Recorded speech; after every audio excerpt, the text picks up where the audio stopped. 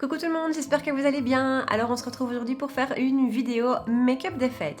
Mais pas simplement make-up des fêtes, un make-up rapide, facile, avec très peu de produits et qui va tenir toute la soirée. En fait, j'ai des dizaines de palettes que j'adore utiliser, mais ces temps-ci, je me suis vraiment tournée vers des make-up faciles à faire le matin, rapides. Et je me suis aussi rendu compte que certaines de mes copines autour de moi qui pouvaient être effrayées par une palette et en utilisant des produits plus simples, et ben voilà, ça peut un peu démystifier. Et pour ces jours-ci où on a envie de se faire un make-up, où on a envie de se maquiller parce que voilà, ce sont des soirs un peu spéciaux, et ben il y a moyen de le faire, même quand on n'est pas une pro du make-up, même quand on n'a pas envie de se lancer dans une palette, il y a moyen de faire des maquillages sympas.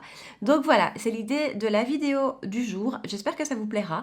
Et si vous avez envie de voir comment j'ai fait ce look-ci et quels sont les produits que j'ai utilisés, eh ben restez avec moi. Donc je vous ai dit, on va faire quelque chose de simple, de rapide et qui tient hyper longtemps. Je vais pas utiliser de palette, je vais vraiment utiliser des produits que j'adore utiliser pour le moment parce que je suis dans une phase comme ça, qui vont vite, qui sont faciles à travailler et voilà, et qui font leur effet. Alors j'ai déjà mis ma base sur les yeux, j'ai déjà fait mes sourcils et je vais juste commencer par mettre une couleur de transition. Et comme j'utilise pas de palette, je vais utiliser mon blush, c'est le blush de chez Patrick Ta, je vous en ai parlé il y a pas longtemps et je trouve que la couleur est vraiment idéale pour être utilisée en creux de paupière. Alors, rien de bien sorcier. Du coup, vous pouvez utiliser n'importe quel blush ou bronzer, n'importe quoi que vous avez sous la main, si vous n'avez pas envie de plonger dans une palette. Voilà, ensuite je vais prendre un de nos deux produits qu'on va utiliser aujourd'hui. C'est les crayons de chez Charlotte Tilbury, les Color Chameleon. Et je vais utiliser aujourd'hui la couleur Bronze Garnet. C'est un super beau bronze avec des reflets un peu rouges.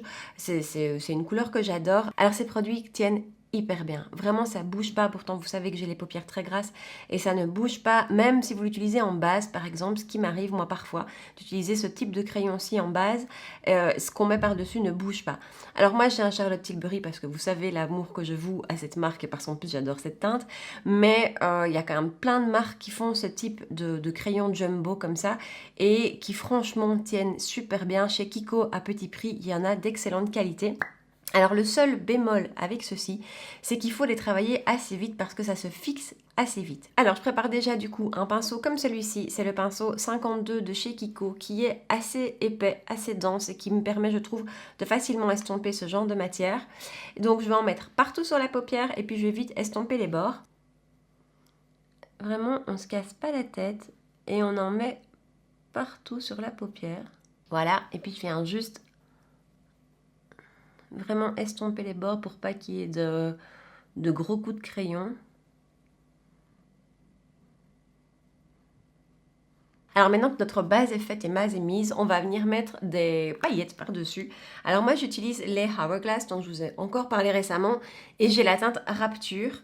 C'est un produit que j'adore et qui pour moi n'a pas d'équivalent. J'adore ce type de fard en peau, donc j'en ai testé beaucoup de marques, mais j'ai jamais trouvé un équivalent à ceux-ci. Ils sont juste magnifiques en topper ou tout seul. C'est vraiment un produit que j'adore.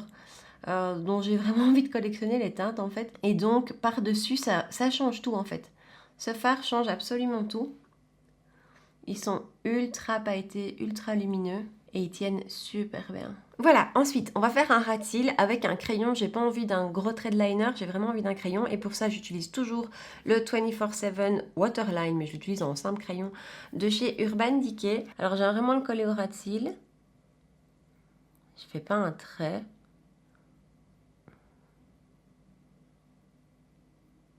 Et puis je prends mon pinceau à eyeliner et je viens repasser sur le crayon pour le fumer un petit peu et pour lui donner un caractère un peu plus régulier. Voilà le résultat, je fais vite le deuxième œil. Alors, on met les yeux entre parenthèses et on va faire un beau teint lumineux, mais pas trop parce que vous connaissez ma peau grasse. Mais voilà, on va essayer de faire un joli teint. Je vais utiliser deux primers. D'abord un primer lumineux qui est celui de chez Kiko, qui est un de mes primers préférés de l'année. Vraiment, c'était une super belle sortie. Ils devraient le mettre dans la collection permanente de leur primer parce qu'il est vraiment, vraiment excellent. Il est très lumineux, il sent extrêmement bon, il donne un super glow à la peau. C'est vraiment un produit que j'ai adoré, je vous en ai parlé plein de fois d'ailleurs. Et je vais quand même utiliser un primer floutant parce que mes pores ici pour le moment sont hyper dilatés. Et c'est celui de chez Urban Decay, c'est le Optical Illusion. J'en prends un petit peu, je fais juste un petit peu chauffer la matière entre mes doigts. Et puis je viens vraiment presser ici. Là où mes pores sont presque des cratères, quoi. J'ai 2 primers chouchou pour flouter les pores. C'est le Angel Vein de chez NYX que j'aime et que j'aime tout autant que celui-ci. Le Urban Decay, le NYX étant quand même plus sympa au niveau prix. Mais ce sont 2 vraiment très chouettes primers pour flouter les pores. Ensuite, fond de teint. Je vais utiliser un fond de teint dont je vous parle pas souvent, que j'utilise pas souvent avec vous. C'est le Power Fabric de Armani, qui est pour moi l'idéal dans la vidéo d'aujourd'hui parce que il est semi-mat, vraiment semi-mat. Donc il laisse passer la lumière, mais moi il contrôle quand même un minimum ma production de sébum. Donc voilà, je suis en teinte 3,5. Qui risque d'être un petit peu foncé pour le moment. J'ai jamais pu tester le Luminous Silk de Armani, qui paraît excellent aussi. Maintenant, moi, je crois qu'il est un peu moins adapté à ma peau que celui-ci. Voilà, c'est un fond de teint qui a une couvrance moyenne, qui n'est pas extrême, mais je trouve qu'il y a un très très beau rendu. Dites-moi si vous l'avez déjà testé, en fait j'ai envie de le ressortir, je crois que je l'utilise pas assez, je l'ai un peu oublié. Mais voilà, le rendu est vraiment très beau. Alors, je vais illuminer le dessous de l'œil et pour ça, je vais utiliser le correcteur de chez Becca, qui est un produit que j'adore, avec le Charlotte Tilbury qui est aussi un correcteur, mais le Becca est un petit peu plus lumineux. Parlant anti-cerne, je vais aussi utiliser le Power Fabric d'Armani, qui est un anti-cerne que j'adore, qui est assez hydratant, franchement, qui n'assèche pas du tout le dessous de l'œil, et c'est vraiment ce que je recherche pour le moment.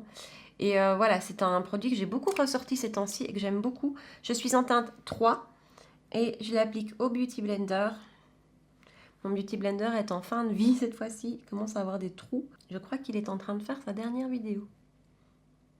Ça, vous pouvez voir la couvrance. Elle n'est pas extrême, mais elle est vraiment très belle. Et alors, le rendu de cet anti-cerne est vraiment très très beau, très naturel, très hydraté. Je vous le dis, je le redécouvre et je l'aime beaucoup. Alors, on va poudrer tout ça. Je suis en train de tester, c'est la deuxième fois que je vais la tester aujourd'hui, la poudre de Laura Mercier, spécifique pour le dessous de l'œil. Donc, je l'ai vraiment testé pour la première fois hier. Et le rendu m'avait l'air pas mal du tout en fin de journée. Donc, ça n'avait pas crisé et j'avais pas l'impression d'avoir un dessous de l'œil qui avait 30 ans de plus. Donc, je continue à la tester avec différents anti-cernes. Mais je pense que ça pourrait être une réussite, vraiment. En tout cas, à l'application, c'est juste magnifique, ça ne marque pas du tout. Mais moi, j'aime bien voir l'évolution au fur et à mesure de la journée, quoi. Que ce soit très beau le matin, l'application, c'est souvent le cas. Par contre, au fur et à mesure des heures qui passent, c'est souvent là que le bas commence à blesser. Et on va poudrer le reste du teint. Et je vais rester chez Laura Mercier, c'est la Translucent Loose Setting Powder. Vous savez que ça fait pas très longtemps que je l'ai acheté, que je l'ai enfin testé et je comprends pourquoi elle a la réputation qu'elle a. En tout cas, au niveau matité, moi je vois une grosse différence par rapport à d'autres que j'ai pu utiliser. Maintenant, la RCMA que j'ai achetée il n'y a pas longtemps est excellente aussi.